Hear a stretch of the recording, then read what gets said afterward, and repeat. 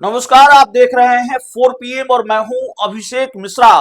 देखिए, एनडीए में सीट बंटवारे को लेकर तनातनी बढ़ गई है और जाहिर तौर पर जो खबरें आ रही हैं वो एनडीए गठबंधन की सेहत के लिहाज से ठीक नहीं है। एनडीए गठबंधन की सेहत नासाज नजर आती है क्योंकि 2025 के विधानसभा चुनाव से पहले सीटों का बंटवारा होना है और अब बिहार चुनाव के मुहाने पर खड़ा है। न इंडिया गठबंधन में सीट शेयरिंग पर आधिकारिक घोषणा हुई है, ना ही एनडीए में सीट शेयरिंग को लेकर कोई आधिकारिक घोषणा हुई है। जाहिर है माथा 25 सीट शेयरिंग को लेकर चल रही है, सीटों के बंटवारे को लेकर चल रही है। दोनों ही गठबंधनों में जो छोटी पार्टियां हैं वो मुसीबत बनी हुई है, लेकिन एनडीए में सीट शेयरिंग की पेचीदगी ज्यादा है। एनडीए में सीट शेयरिंग को लेकर तनातनी ज्यादा है और वो तनातनी आज एक बार फिर खुलकर सामने आ गई है। जो जानकारी निकलकर सामने आ रही है, जो तस्वीरें आज देखने को मिली है, दरअसल अब सहयोगी दलों को मनाने की कवायद तेज हो गई है। एनडीए में सीट शेयरिंग पर सहमति बनाने की कवायद तेज हो गई है और इसीलिए भारतीय जनता पार्टी के जो बड़े नेता हैं सहयोगी दलों के नेताओं के द्वारे द्वारे घूमते नजर आए हैं। पहले विनोद तावड़े और बिहार बीजेपी के जो प्रभारी हैं धर्मेंद्र प्रधान और डिप्टी सीएम सम्राट चौधरी, बीजेपी के कुछ और बड़े नेता, बीजेपी जेडीयू के बड़े नेता ललन सिंह से मिलने पहुंचते हैं। उसके बाद उपेंद्र कुशवाहा से भी मुलाकात होती है, जीतन राम मांझी से भी मुलाकात होती है और खबर है जीतन राम मांझी से मुलाकात हुई तो माना यह जा रहा है कि यह मुलाकात बहुत अच्छी नहीं रही है। जो खबरें निकलकर सामने आ रही है वो खबर यह है कि बीजेपी के बड़े नेताओं के साथ जीतन राम मांझी की मीटिंग बहुत अच्छी नहीं रही है या जीतन राम मांझी के साथ बीजेपी के बड़े नेताओं की मीटिंग बहुत अच्छी नहीं रही है। जीतन राम मांझी बितके हुए हैं, जीतन राम मांझी नाराज हैं और 15 मिनट से ज्यादा बीजेपी नेताओं की मीटिंग नहीं चली है और जीतन राम मांझी दिल्ली के लिए रवाना हो गए हैं।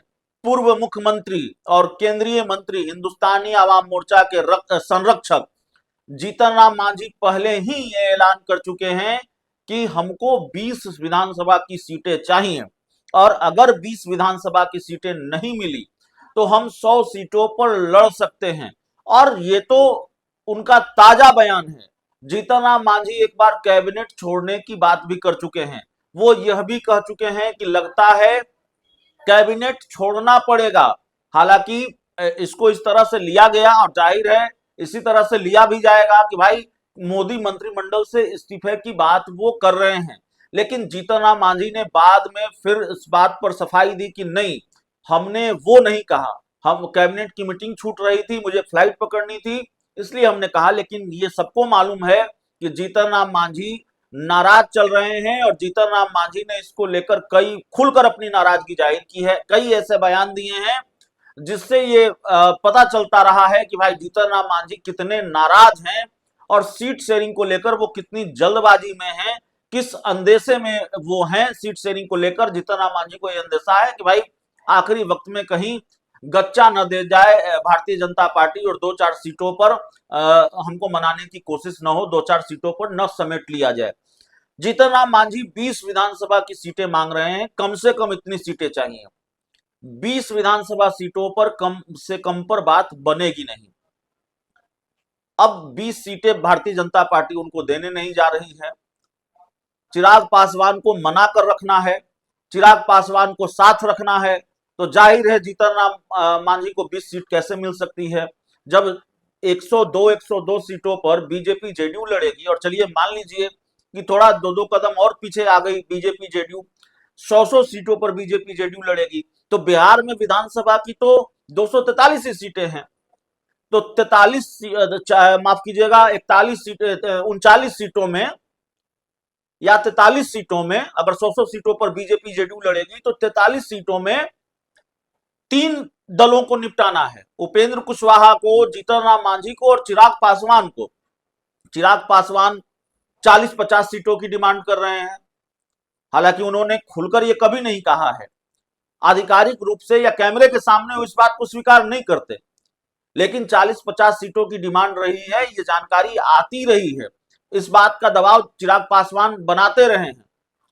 तो चिराग पासवान नाराज हैं, कितने नाराज हैं ये बात हम अभी नहीं कर सकते, लेकिन उनकी पार्टी की तरफ से जो बयान आते रहे हैं, न सिर्फ सीटों की संख्या को लेकर बल्कि मनपसंद सीटों को लेकर। अभी हाल ही में उनकी पार्टी के जो सांसद अरुण भारती, उनका ट्वीट सामने आया। उन्होंने कहा कि जहां जहां कार्यकर्ताओं की भावनाएं वहां वहां संभावनाएं, मतलब जहां जहां कार्यकर्ता कहेंगे वहां वहां चुनाव लड़ेंगे। 243 सीटों पर उनकी पार्टी चुनाव लड़ने की बात करती रही है। तो भारतीय जनता पार्टी के लिए तो मुसीबत की बात है भाई, एक को मनाए दूजा रूठ जाता है। बीजेपी चाहे भी तो जीतन राम मांझी को ज्यादा भाव नहीं दे सकती, चिराग पासवान नाराज हो जाएंगे।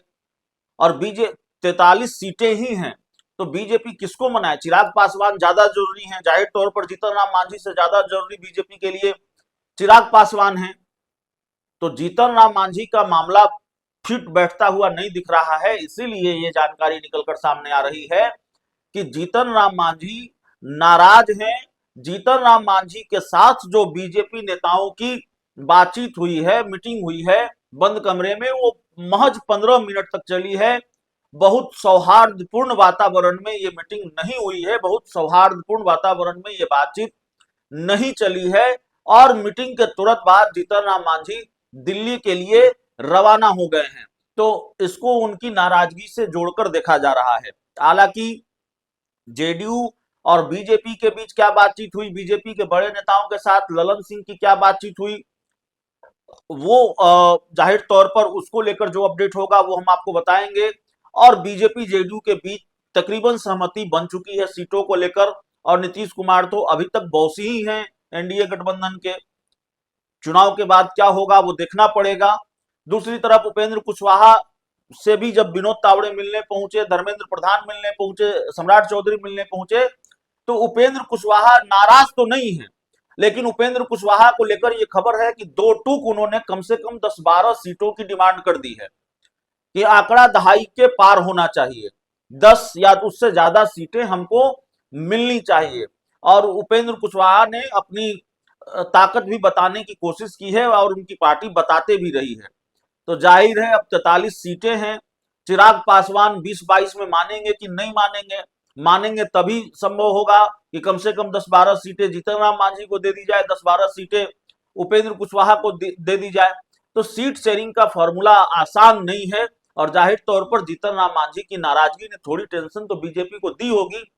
हालांकि जीतन राम मांझी के पास भी बहुत मुफीद विकल्प नहीं है, वक्त बेवक्त उनको मानना पड़ेगा, इसलिए कि अगर वो पाला बदलेंगे तो उनको मोदी मंत्रिमंडल से इस्तीफा देना पड़ेगा, केंद्रीय मंत्री का पद छोड़ना पड़ेगा। जीतन राम मांझी ऐसा करेंगे मुझे लगता नहीं है। तो प्रेशर पॉलिटिक्स है, और अब तक प्रेशर बनाने की कोशिश जीतन राम मांझी ने बीजेपी पर की है। अब बीजेपी उस प्रेशर पॉलिटिक्स के झांसे में कितना आती है, या झांसा न कहें, बीजेपी उस प्रेशर पॉलिटिक्स के गेम में कितना फंसती है, लगता नहीं कि फंसी है, या उस प्रेशर पॉलिटिक्स को बहुत गंभीरता से ले रही है भारतीय जनता पार्टी। तो देखना पड़ेगा कि जीतन राम मांझी का अगला कदम क्या होगा। फिलहाल आज जो दिल्ली गए हैं तो कहा यह जा रहा है कि नाराज होकर दिल्ली गए हैं। सीट शेयरिंग का जो फॉर्मूला है बीजेपी का, जो मौजूदा फॉर्मूला है, वो जीतन राम मांझी को मंजूर नहीं है। बहुत बहुत धन्यवाद।